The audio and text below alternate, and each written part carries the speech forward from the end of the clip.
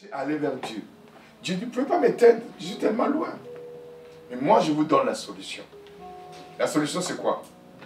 Je prends mon esprit, qui s'appelle Christ, je le mets dans un corps qui s'appelle Jésus. Il vient vers vous.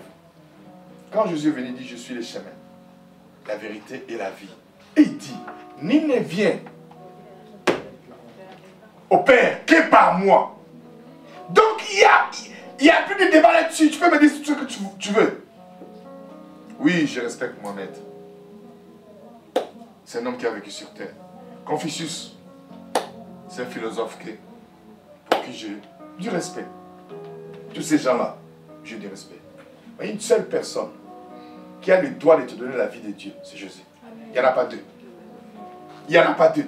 La Bible est claire. Nous venons de le lire dans Jean 17. Et Paul retrace encore le chemin. Il dit, il n'y a qu'un seul entre Dieu et les hommes. Jésus-Christ, homme. Ça, mon message d'aujourd'hui.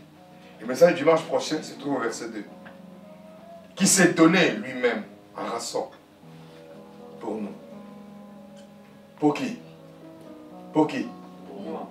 Non. Je vous ai mis dans une erreur, j'ai fait ça exprès.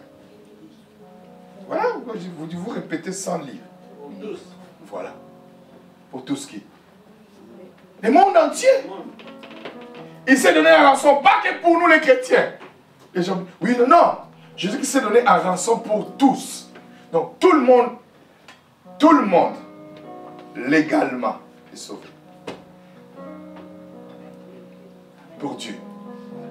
Mais le salut n'est pas devenu effectif ni évident dans la vie de tout le monde. Parce qu'il faut que les gens croient. S'ils ne croient pas à Christ, le salut ne se manifestera jamais. Maintenant, ce salut doit se manifester comment? A été mis en évidence. Le deuxième message. Le message. C'est le message. Le message qu'on doit annoncer aux gens. On doit dire à tout le monde qu'ils ont droit à la vie de Dieu. Vous ne pouvez pas comprendre le message si vous ne comprenez pas les messagers.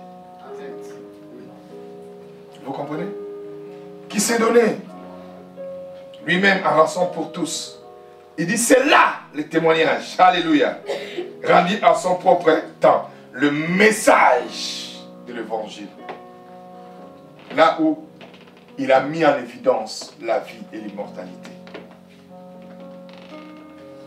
Mon troisième message le dimanche d'après sera: et pour lesquels j'ai été établi prédicateur et apôtre.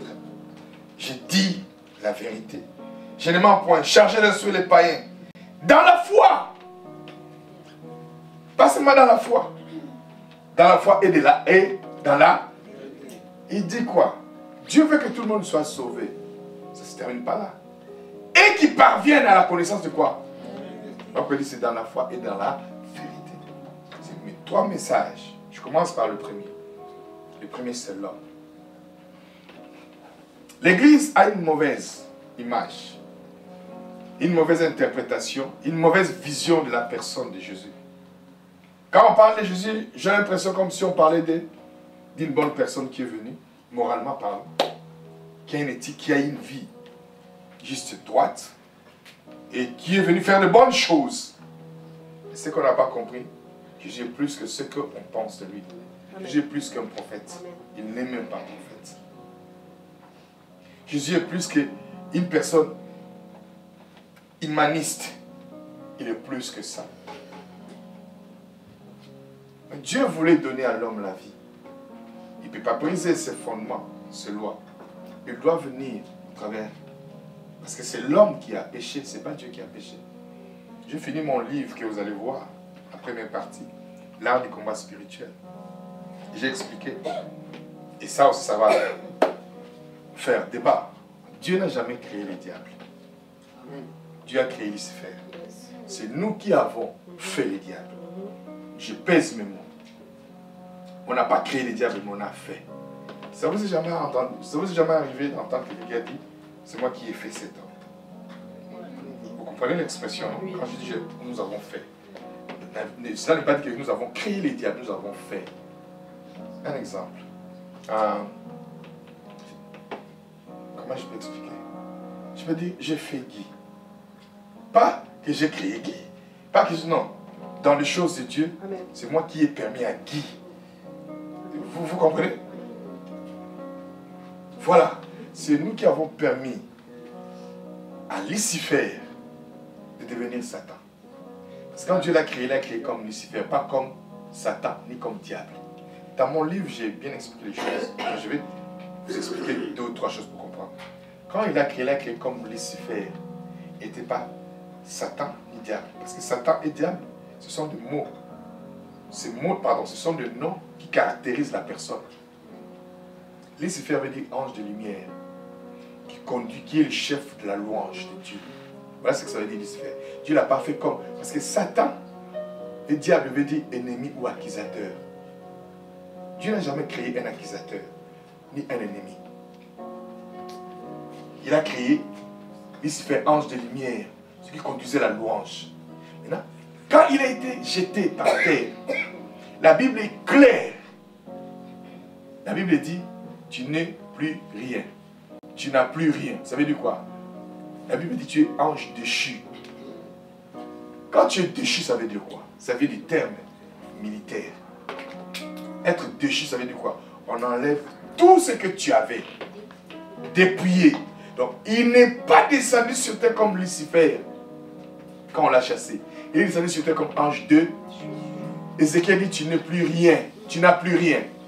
S'il n'avait plus rien, même la puissance angélique qu'il avait, il n'avait plus. Amen. Okay. Maintenant, il est devenu diable, ennemi. Il est devenu ennemi parce que celui qui était Dieu sur terre, l'homme, lui a donné, a fait de lui ennemi. Ennemi de qui? Ennemi de sa propre vie, ennemi de Dieu. Parce que l'homme est créé à l'image de qui? Quand il est devenu diable, ça s'appelle ennemi. Satan veut dire quoi? Accusateur. Qui accuse les enfants de Dieu? Il n'a pas été créé pour accuser. Il a été créé pour te servir. Vous comprenez? Quand je dis c'est nous qui avons fait les diables, c'est nous qui lui avons remis le pouvoir et la puissance qui était la nôtre. Mais ce n'est pas Dieu esprit qui a l'homme, esprit qui a péché, c'est l'homme physique qui a péché. Donc Dieu ne peut pas venir comme un esprit.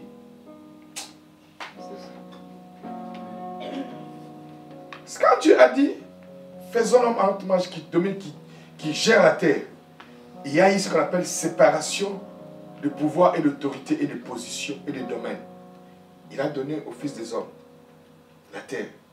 Pas il a donné comme propriété, il a donné comme possession, pour qu'il puisse gérer, gouverner. Mais les cieux et la terre appartenaient toujours à Dieu. Quand je vous enseignerai sur le nom de Dieu, vous allez comprendre. Personne ne pouvait physiquement hériter la terre sans Jésus. Parce qu'il a tout créé au nom de Jésus. Aussi longtemps que personne n'avait ce nom sur terre, personne ne pouvait hériter la terre.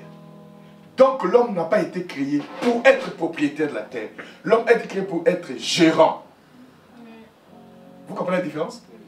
Quand il dit qu'il a donné à l'homme l'autorité, pas de posséder la terre, mais de gérer la terre. Maintenant, Dieu ne peut pas venir comme esprit. Il est venu comme qui? Comme homme qui a perdu. Voilà pourquoi il a pris le corps qu'on appelle Jésus. C'est Dieu qui est venu sur terre et qui a pris la forme humaine à la personne de Jésus. Après il dit, comme il est venu sur terre à la personne de Jésus, il a mis sa vie en Jésus. Il y a une autre personne, à part Jésus, qui n'avait pas cette vie-là. Parce que la Bible dit, quand Jésus est venu, il est venu comme le Fils unique. Donc il n'y avait personne à part lui sur terre qui avait cette vie-là. Vous comprenez? Il dit, mais là, nul ne peut aller au Père sans passer par Jésus. Donc Jésus n'est pas n'importe qui, s'il vous plaît. Jésus n'est pas quelqu'un qui a marché seulement à Galilée ou à Jérusalem pour que l'on puisse le voir. Non. C'est Dieu qui a quitté son trône, qui a pris un corps humain pour venir montrer à l'homme, voilà votre identité. Amen. Voilà qui vous êtes. Voilà ce que je pense de vous. Quand Jésus est venu sur terre, il est venu nous représenter, il est venu nous présenter, pardon, la divinité. Il est venu nous montrer comment on peut être, même si on a cette nature humaine. Comment on peut fonctionner. Alors, Jésus homme est arrivé. Jésus homme est venu. Quand Jésus homme est venu, il est venu avec la vie de Dieu. Il a habité parmi nous, plein de grâce et de bonté. Nous avons contemplé sa gloire comme la gloire du Fils unique venant de Dieu. Tout le monde était émerveillé par Jésus. Tout le monde aimait Jésus. Quand il est né, le roi mage lui a apporté des cadeaux. Et quand il grandissait, les gens commençaient à devenir jaloux. Même un parfait faisait mal aux gens. Ah, le monde est... Jésus, homme, il a marché au milieu de nous. Il a vécu avec nous. Il a vu l'homme souffrir. Il a vu l'homme être écrasé par la maladie. Mais quand il est arrivé quelque part, il voit la maladie. Non, je vais vous montrer pourquoi je suis venu. Mon Père ne veut pas de ça. Sois guéri. Car les gens avaient des manques, des manquements. Gabriel, il pourvoyait. Un jour, Jésus, il était dans un village. Et il sortait avec ses disciples. Pendant qu'il sortait avec ses disciples, il y a une femme, à cette époque-là, la culture était différente, les coutumes étaient différentes.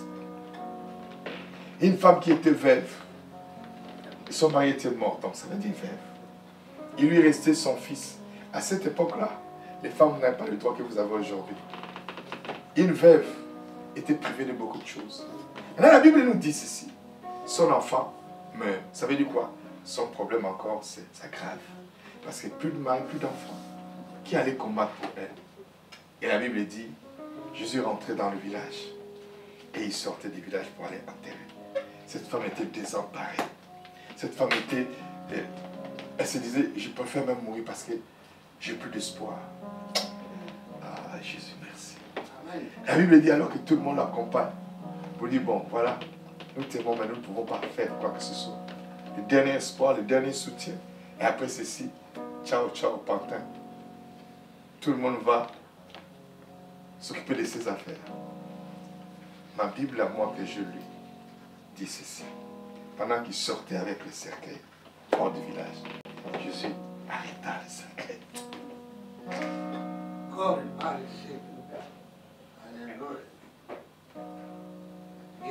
Jésus arrêta le cercueil. Tout le monde dit, mais c'est quoi? Il dit, non, mon Père ne veut pas de la mort. Parce que lui, il est la vie. Il a détruit la mort.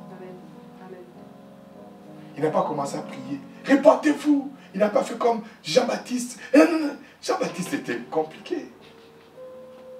Il amène les gens à la repentance. Quand les gens se repentent, il dit, qui vous a appris à fuir la colère à venir? Il y a des Jean-Baptistes aujourd'hui dans les églises, les pasteurs. Ils vous prêchent, abandonnez le péché. Mais ils sont les premiers à vous dire, vous irez en enfer.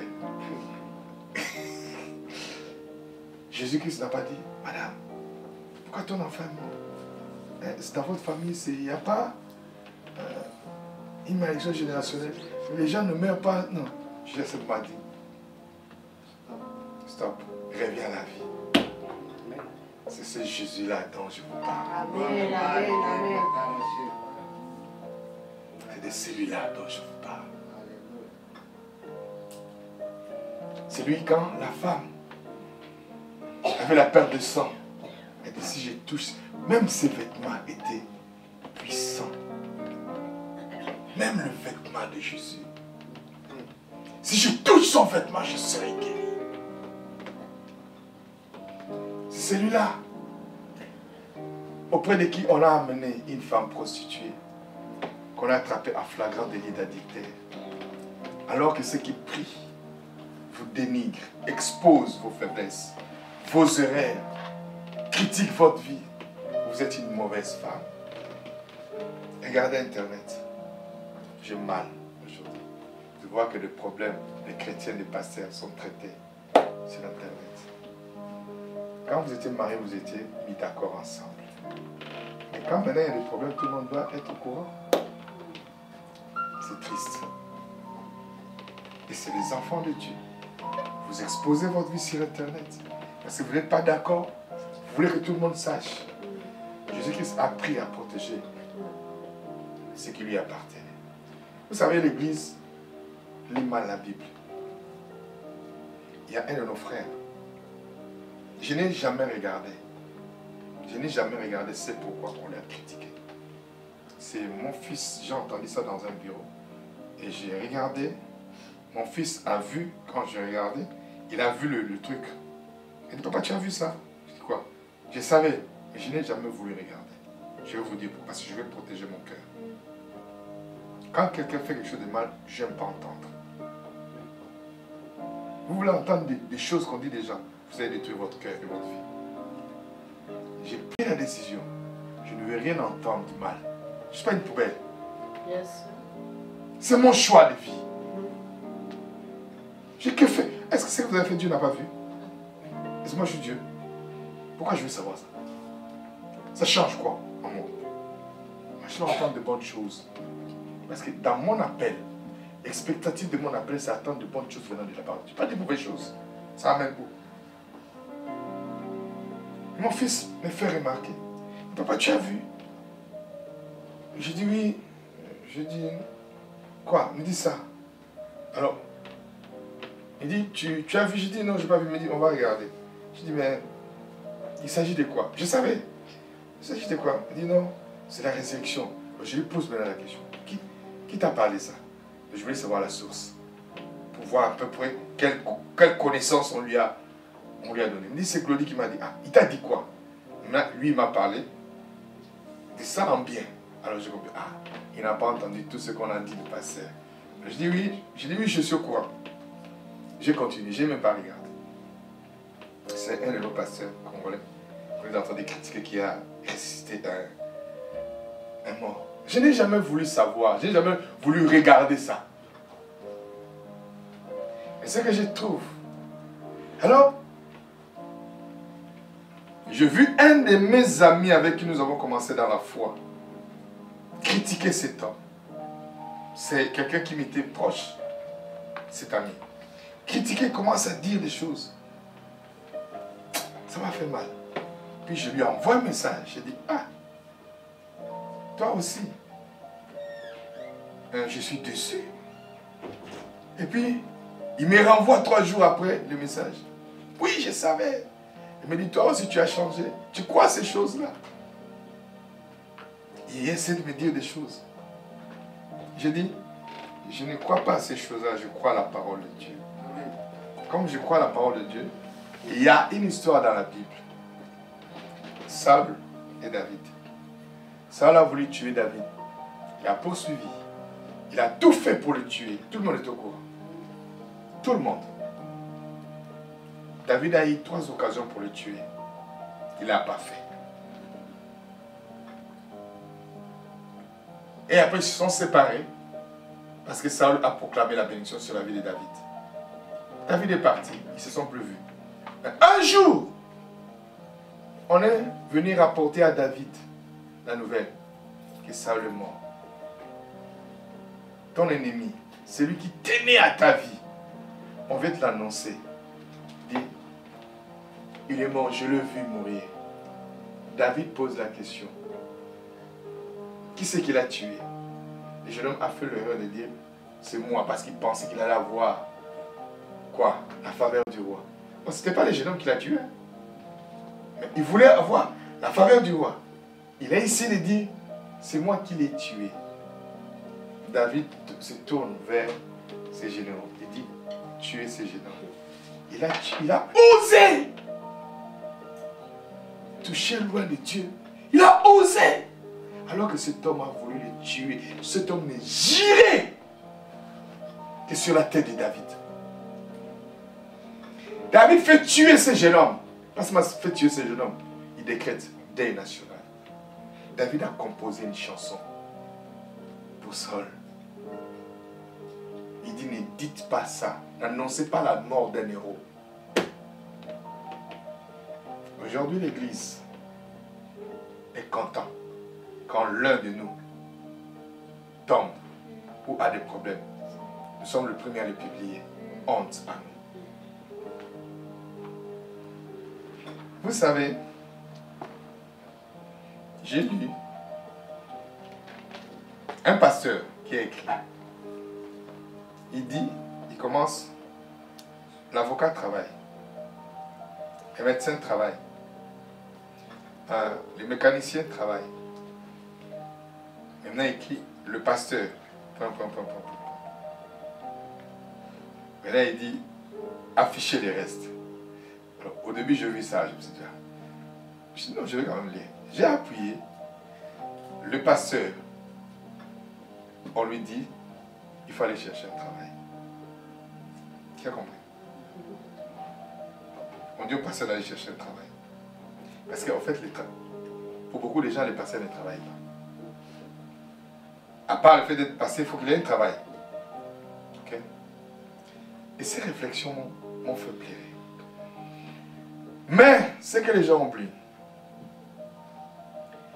quand une famille perd un membre, la première personne qu'ils appellent, c'est les pasteurs. Donc le pasteur doit être avec eux pendant tous ces temps-là. Même ceux qui ne prient pas dans cette église, des membres de la famille, dès que le pasteur arrive, tout le monde, ah pasteur, tu dois nous aider. Le pasteur est censé rester là avec eux, les consoler, les soutenir dans ces moments difficiles, prier avec eux. Le pasteur est censé les accompagner jusqu'à l'enterrement. Ils font le culte, ils font l'enterrement. Les pasteurs les accompagnent encore après pour les soutenir. Quand un couple a un problème, même à 0h, 1h, ils appellent les pasteurs. Ils réveillent les pasteurs parce que ça ne va pas. Ils restent avec les pasteurs pendant 1h, 2h au téléphone. Et jusqu'à ce que des fois, pour que les choses se calment, le pasteur doit se déplacer de chez lui pour aller chez eux. Il reste, il conseille jusqu'au matin.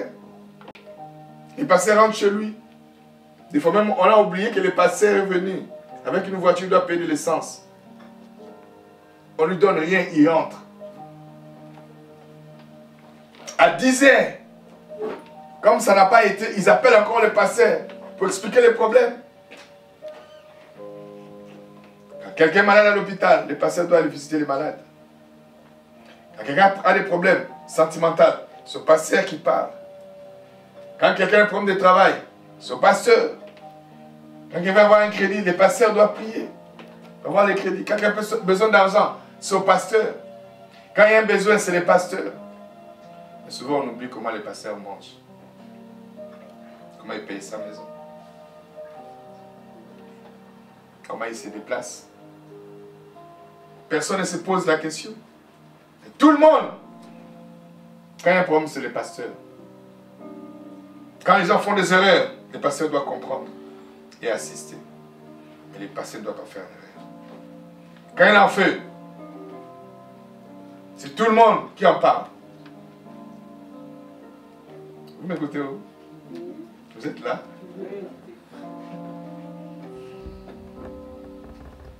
Le pasteur n'est pas un homme, n'a pas de problème. C'est un Superman. Des fois, les gens viennent à l'église, n'ont pas de ticket, n'ont pas d'essence. Pasteur, dit oh, parce que je n'ai pas de ticket. Est-ce que vous m'écoutez? Et quand je lis ça, je plairais. Allez voir un avocat quand vous avez un problème de divorce. Consultation, vous payez.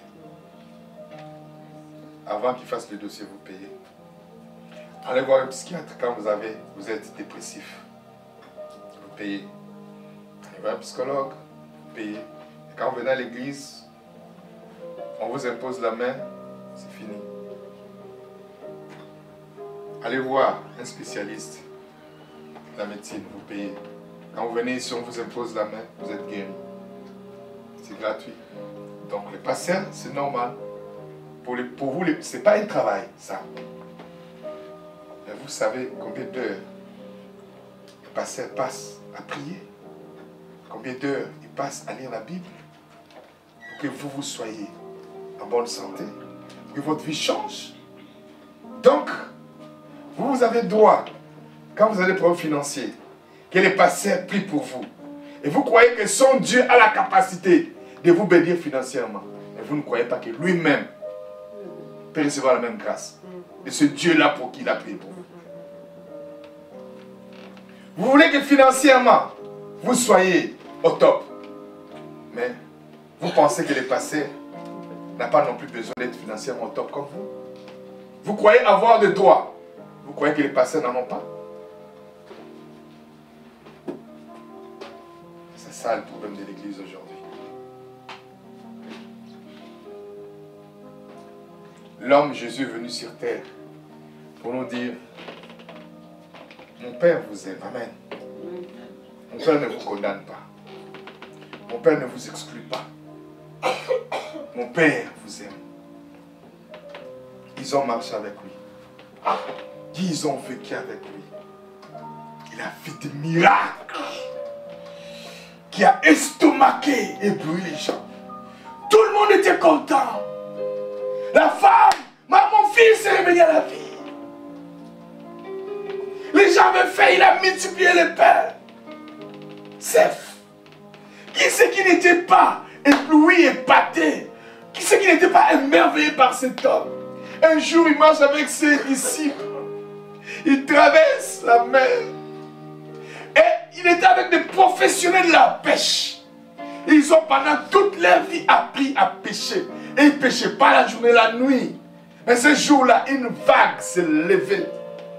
Alors ils se sont rendus compte, bien que nous soyons professionnels, mais la dimension de cette vague-là est impossible. C'est une vague différente. Ils ont crié: Maître, maître!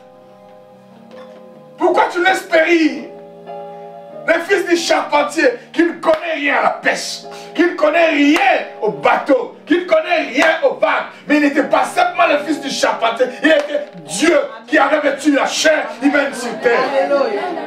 Il s'élève, cet homme Jésus. Et il dit à la tempête, comme on dit chez nous aux Antilles, Bella. Ça veut dire quoi? Calme-toi. La tempête, la vague s'est abaissée. Waouh! Écoutez bien ce que les disciples ont dit. Jamais homme. Il dit: quel est cet homme? Il commande même au vent. Et le vent lui obéisse. Il dit: si vous avez la foi. Paul dit: c'est pour enseigner la foi et la vérité. Il est venu communiquer à l'homme la foi de Dieu, la vie de Dieu. Non, non, non, ce n'est pas une religion, c'est une relation. Ce n'est pas un monument, nous sommes dans un mouvement du Saint-Esprit. Cet homme qui a marché, alors qu'il y avait des multitudes de personnes qui sont venues vers lui, qui avaient faim. Il leur donna à manger avec 5 pains, 3 pains et 5 poissons. Quel est cet homme? Parce qu'il avait la vie de Dieu. Il a manifesté la vie de Dieu. Quel est le problème de l'Église? Acte 17. L'Église n'a pas compris l'homme. L'Église n'a pas reçu la révélation de cet homme.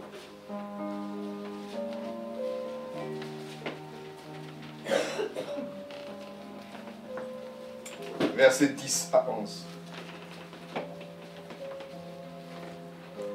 Acte 17, versets 10 à 11. Aussitôt les frères firent partir de nuit Paul et Silas pour Bérée. Dès leur arrivée, ils entrèrent dans la synagogue des Juifs. Ces derniers avaient des sentiments plus nobles que ceux de Thessalonique. Ils accueillirent la parole avec beaucoup d'empressement et ils examinaient chaque jour les Écritures pour voir si ce qu'on leur disait était exact. Le problème de l'Église se trouve dans cette explication que je vais vous donner. Il y a 2 choses dont pour lesquelles j'aimerais attirer votre attention. La Bible dit ici ces Juifs avaient des sentiments plus nobles que ceux des Thessaloniens. Donc on parle de deux catégories d'enfants de Dieu, ok? Il dit, c'est ici. C'est ici. C'est de quoi? De Béret.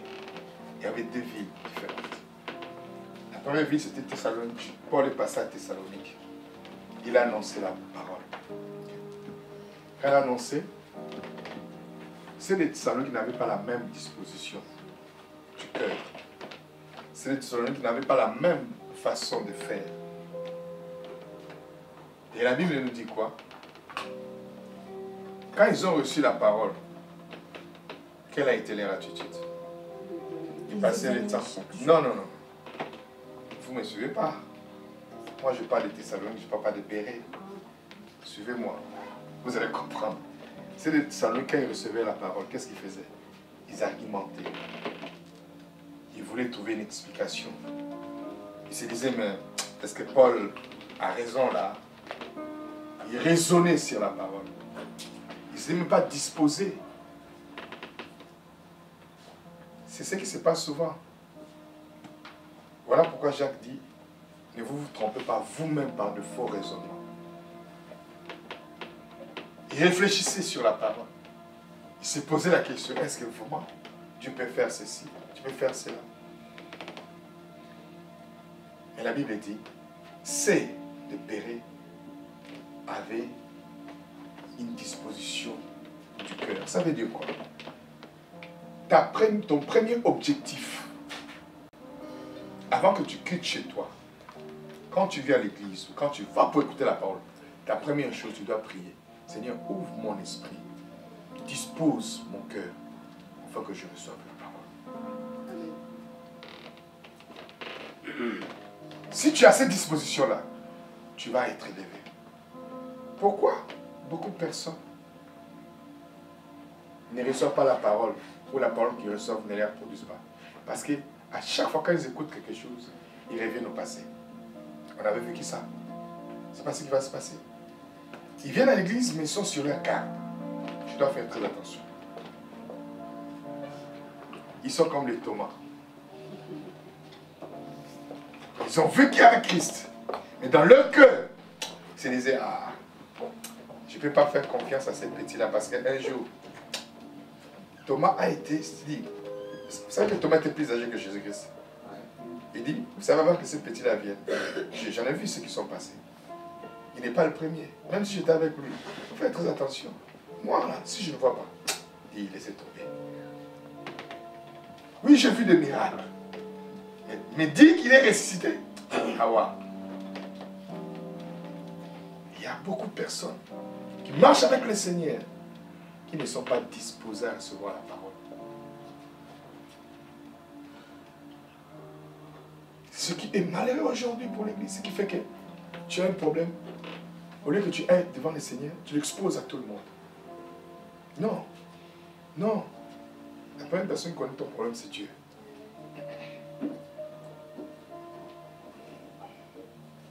La Bible dit, c'est des bérets avec des sentiments plus nobles. La première chose, quand vous venez à l'église, vous devez prier, Seigneur, dispose mon cœur à recevoir la révélation de ta parole. Je vais être ouvert à la parole. Quand tu la reçois, avec empressement, le moment le plus glorieux, ça doit être le moment de la parole. Parce que commencement, c'est la parole. Donc, on doit battre pour la parole. Il y a beaucoup de gens, quand la parole est prêchée, ils sont distraits. Le pasteur a dit quoi? Oh? Ah bon? Ou quand la parole est prêchée, donc on commence à loger.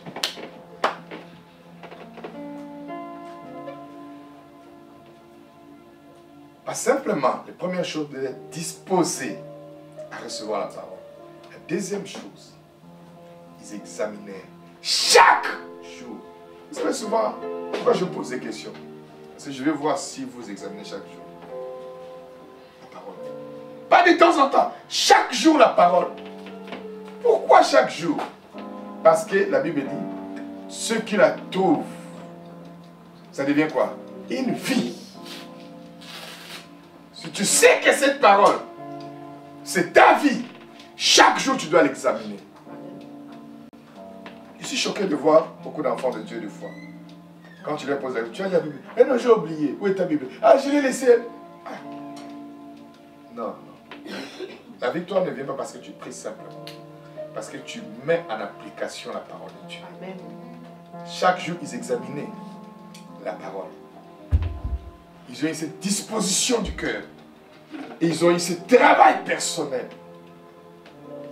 Et la Bible dit, ce qui a fait la différence, je crois, ce qui fera la différence avec nous.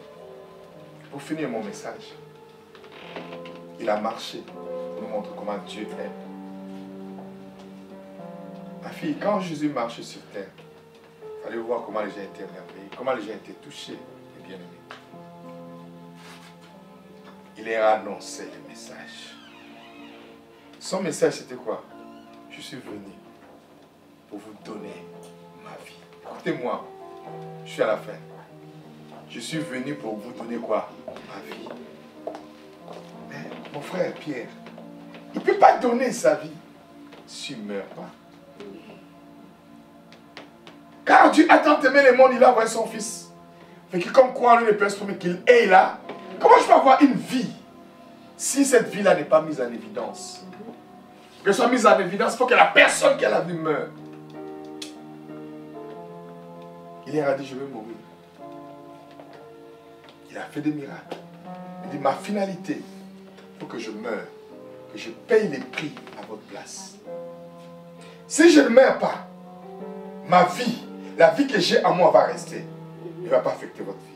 Quand Jésus était sur terre, il manifestait la vie, mais il ne pouvait pas libérer cette vie dans la vie d'autres personnes parce que le péché était dans leur vie.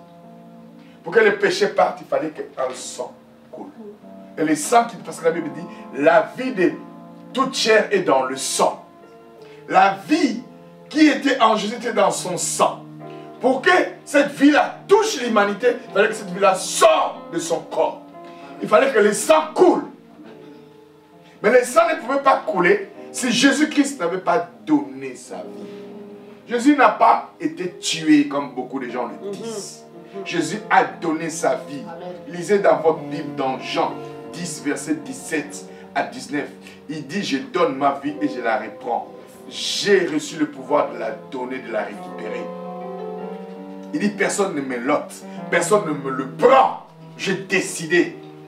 Il fallait qu'il donne sa vie. Il ne peut pas donner sa vie sans mourir. Il a dit les messages Coralie. Il dit, je suis venu pour mourir. Il est part. Il a fait des miracles. Ils étaient émerveillés. Ils étaient éblouis. Oh, qui c'est qui ne se réjouissait pas? Ils sont venus le voir. Ils pourvoyaient à tout. Mais le moment fatidique est arrivé. L'un de ceux qui étaient avec lui n'avait pas compris le message. N'avait pas du tout compris le message. Parce qu'il n'avait pas compris le messager. Il n'avait pas un cœur disposé par rapport à ce que le messager disait. Quand vous n'avez pas un cœur disposé, vous ne comprenez pas la personne qui vous apporte la parole. Des fois, vous ignorez qui est cette personne. Judas a ignoré qui était Jésus-Christ. Et la Bible dit, il a trahi. Il trahit Jésus-Christ avec 30 pièces d'argent. Et vous savez, Judas, quand il a fait ça, Coralie, il était sûr que Jésus allait s'en sortir. Il était sûr. Mais qu'est-ce qu'il n'a pas vu comme miracle? Qu'est-ce qu'il n'a pas fait? Qu'est-ce qu'il n'a pas vu qu'il a ébloui? Il était sûr que ce gars-là, même si j'ai fait ça, il va s'en sortir.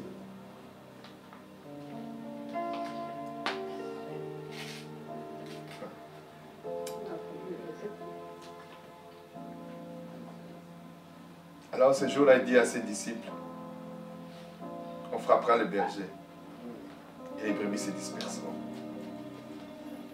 Il a dit, il faut que je meure. Mais il ne comprenait pas. Quand le jour est arrivé, ma fille, il a dit, venez avec moi. Et quand Judas a failli les trahir, il dit, fais ce que tu as à faire. Il lui interdit pas. Vous savez, les gens, quand ils veulent vous trahir, ne les empêchez pas. Il vous prépare pour votre destinée. Dis à ton voisin, je vais y arriver. C'est Dieu qui l'a établi. Non, je te dis, c'est Dieu qui l'a établi. Je vais y arriver. Écoutez-moi bien. Jésus est monté avec ses disciples. Il dit à Gita, fais ce que tu as fait. Parce que mon route est tracée.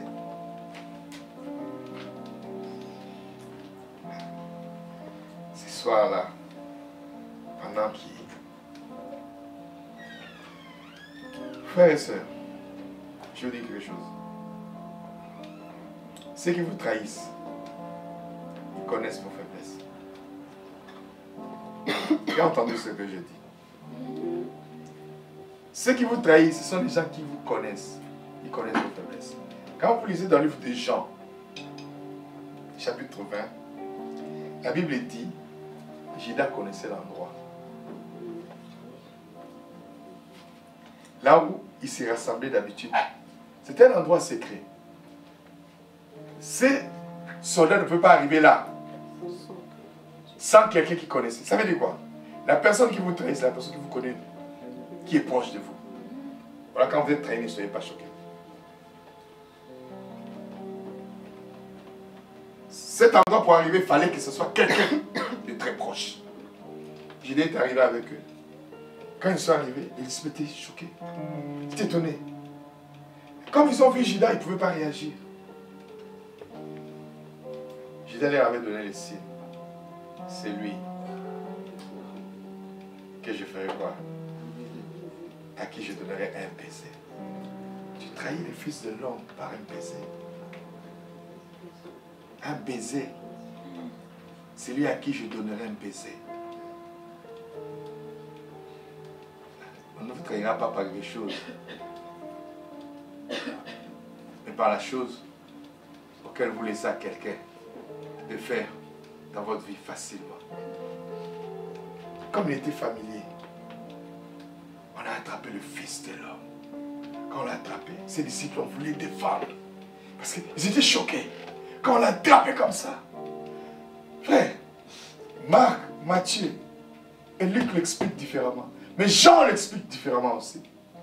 Il dit, quand Judas a fait son baiser et il s'est reculé, les soldats, au moment où je parle, je sens une présence. Les soldats se sont approchés. Pendant qu'ils s'approchaient, la puissance qui était dans la personne de Jésus-Christ les a renversés. Ils se sont levés encore. Ils sont approchés, renversés. Ils sont levés une troisième fois. Il dit non. Lui, on ne peut pas les toucher. Ils ont commencé maintenant à vouloir arrêter les disciples. Il dit non, pas eux, moi. Pas eux, moi. C'est moi que vous êtes venus chercher. Prenez-moi. Mais les disciples se sont dit, oh, mais comment il peut se livrer facilement alors qu'il a la puissance de les terrasser? C'est qu'ils n'avaient pas compris, il était venu pour ça. Yes. Il s'est donné, il dit, je donne ma vie. Vous ne pouvez pas le tuer si vous ne voulez pas. Parce qu'ils sont tombés 3 fois. Quand il s'est donné, la Bible dit, Pierre n'a pas accepté. Il dit non, non, non, il ne peut pas se donner facilement comme ça. Il doit se battre.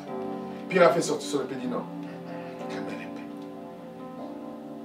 Les gens commencent à dire, mais attends, il a un plan. On le connaît. Il a un plan. Il va nous surprendre. Les autres, quand ils ont vu ça, certains qui n'avaient pas compris, dans la moussillage, chacun de son côté. Judas dit non, je connais mon gars, il a toujours quelque chose. À la fin, il va nous le faire sortir. Jean dit non, ce gars-là a tellement épaté ma vie. Non, je ne peux pas, il faut que je suive. Pierre a dit non, moi aussi. Vous connaissez la fin, quoi. Vous savez que jusqu'à la fin, il croyait que ces gars-là allaient nous faire sortir quelque chose qu'ils cachent. Il va nous faire quelque chose qui va nous éblouir. Parce qu'ils étaient habitués au miracle. Mais ils ont oublié la raison pour laquelle ils étaient venus. Ils n'ont pas compris le message. C'est ce que l'Église aujourd'hui. Parce que l'Église n'examine pas les Écritures, ne comprend pas le message. qui lui a été adressé. Le message de la grâce, l'évangile de notre salut. On l'a arrêté. Maintenant, il fallait trouver des griefs sur lui. Pourquoi vous l'avez arrêté? Vous l'accusez. Donnez-moi de preuves. Et ce qui était triste, Emmanuel, les gens pour qui Jésus-Christ a fait du bien, il a béni leurs enfants. Il a béni leur vie. C'est ces mêmes personnes qui venaient l'accuser. Il a dit ceci. Il a dit cela.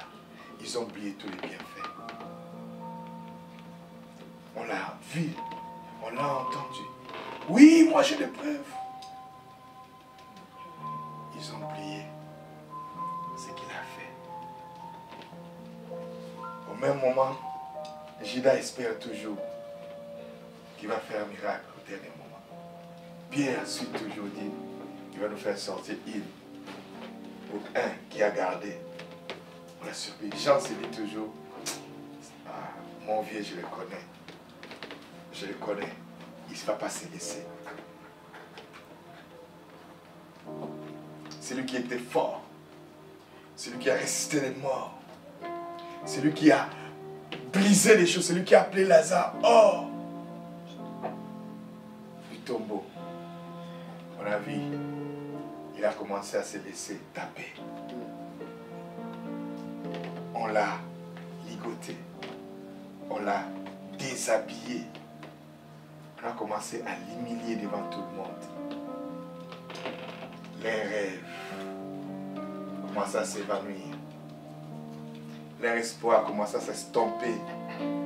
Leur vie commence à être désemparée. Tout commence à être déboussolé. Plus personne ne croyait. Judas s'est dit non, non, non, non, non, non, non, non. J'ai commis une erreur. Il va voir, il dit non, non, non, là, non, non, là c'est devenu sérieux. Il va voir le souverain sacrificateur et dit prenez vos 30 pièces, prenez. J'ai commis une erreur. Cet homme innocent. C'est lui qui a dit j'ai commis une erreur, il est innocent. Les pharisiens ont dit c'est fini. Il regarde les 300, les 30 pardon, pièces. Il regarde et dit oui. J'ai cherché les 30 pièces, mais j'ai refusé la vie. Quand vous ne comprenez pas le message, vous ne cherchez pas la chose pour laquelle Dieu a envoyé Jésus-Christ.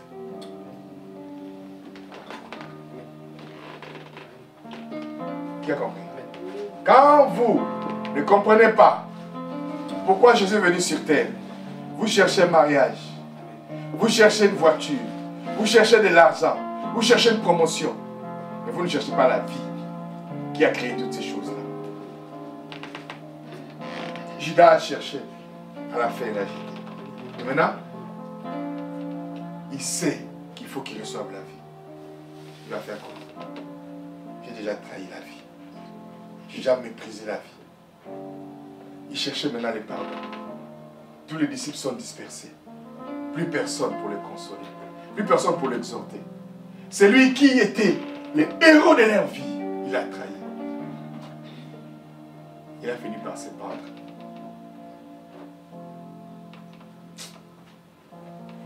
C'est lui qui les a élevés. Ils l'ont jeté en pâture. Il pensait que jusqu'à la fin. Mais à la fin, il a fait quoi? On l'a crucifié.